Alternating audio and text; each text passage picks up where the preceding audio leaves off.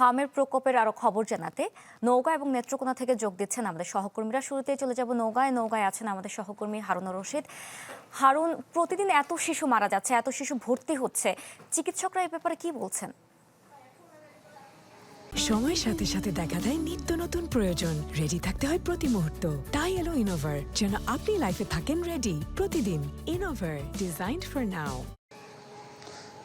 শুরুতে একটু বলে নেই যে আসলে সারা দেশে যখন হু হু করে হামের যে সংক্রমণ সেটি বাড়ছে, মৃত্যুর মিছিল বাড়ছে, ঠিক সেই সময় খানিকটা উল্টো চিত্র নওগাঁয়।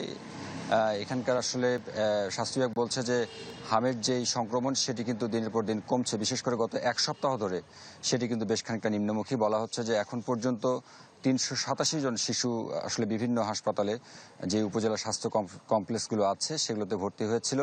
তাদের মধ্যে প্রায় সকলেই ভালো চিকিৎসা নিয়ে তারা বাড়ি ফিরে গেছে, তারা এখন সুস্থ আছেন।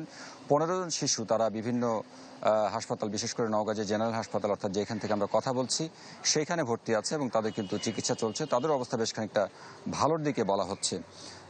এছাড়া যারা আসলে বিভিন্ন রোগের জন্য চিকিৎসা নিতে এসেছিলেন হাসপাতালে, বিশেষ করে এমনটাও দেখা যাচ্ছে যে হাসপাতাল থেকে চিকিৎসা নিয়ে বাড়ি যাবার পরে তারা আসলে হামে আক্রান্ত হয়েছেন। অর্থাৎ বলা হচ্ছে যে বিশেষ করে যেহেতু এই হাসপাতালগুলো খুব বেশি পরিষ্কার পরিচ্ছন্নতা কিংবা যেই স্বাস্থ্যবিধি মেনে চলার যে বিষয়গুলো সেটি আসলে যেহেতু করা যাচ্ছে না, সেই জায়গা থেকে যারা সুস্থ শিশু আসছেন অন্য চিকিৎসা নেবার জন্য তারাও কিন্তু এসে হামে আক্রান্ত হচ্ছে বা লক্ষণ তাদের মধ্যে দেখা যাচ্ছে। এখন পর্যন্ত আসলে নওগাঁয় 2,53,000 শিশুকে আসলে টিকা দেওয়া গেছে। স্বাস্থ্য বিভাগের মতে তারা বলছেন যে এটিকে শতভাগ শিশু অর্থাৎ নওগাঁর শতভাগ শিশুকে তারা টিকা দিতে পেরেছেন। তারপরেও যারা বাকি আছে বিভিন্ন জায়গায় তাদের জন্য আসলে মাইকিং করা হচ্ছে। শুক্রবারে বিভিন্ন মসজিদের যে ইমাম সাহেবরা আছেন তারা কিন্তু এই হাম সংক্রান্ত বিষয়ে তাদের বয়ানে তুলে ধরছেন এবং বিশেষ করে বলা হচ্ছে যাতে করে শিশুদের ক্ষেত্রে স্বাস্থ্যবিধি মেনে চলে এবং খানিকটা সতর্কতা অবলম্বন করা হয়। এছাড়া যারা আসলে বিভিন্ন এই সময়টাতে দেখা যাচ্ছে যে জ্বরের যে প্রকোপ সেটি কিন্তু খানিকটা বেড়েছে হাম ছাড়াও। আসলে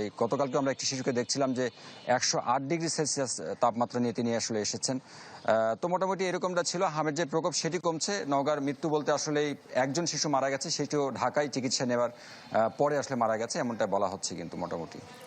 হারুন, আপনাকে ধন্যবাদ। এদিকে নেত্রকোনা থেকে যোগ দিচ্ছেন হানিফুল্লাহ আকাশ। আকাশ, শুনছিলাম নওগাঁর পরিস্থিতি, নেত্রকোনার কি খবর আমাদের জানাবেন? হ্যাঁ বুশরা, আসলে নেত্রকোনায় কিন্তু হামের যে রোগী সেটি কিন্তু প্রতিদিনই কিন্তু এর সংখ্যা বাড়ছে। আজকের রিপোর্ট এখনো পাওয়া যায়নি। সকাল 9টার দিকে হয়তো স্বাস্থ্য বিভাগের পক্ষ থেকে একটি নোটিশ দেয়া হয়, কিন্তু গতকালকে পর্যন্ত নতুন রোগী হামে আক্রান্ত হয়েছেন 23 জন। এ পর্যন্ত জেলায় 447 জন রোগী আক্রান্ত হয়েছে, তার মধ্যে 357 জন সুস্থ হয়েছেন এবং বাকিরা জেলা সদর হাসপাতাল সহ বিভিন্ন উপজেলা হাসপাতালে কিন্তু চিকিৎসাধীন রয়েছেন।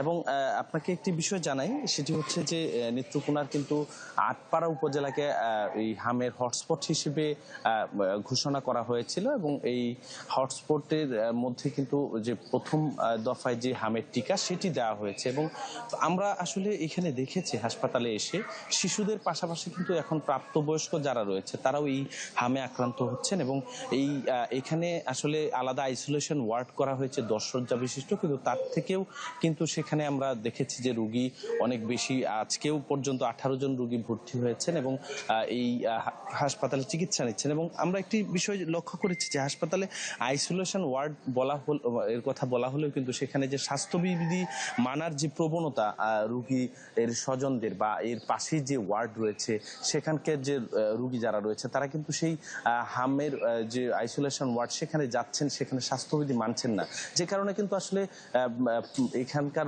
রোগীরা যখন বাড়ি ফিরে যাচ্ছেন তখন কিন্তু তাদের শিশুরা এবং যারা প্রাপ্তবয়স্ক তারাও কিন্তু এই হামে আক্রান্ত হয়ে পড়ছেন।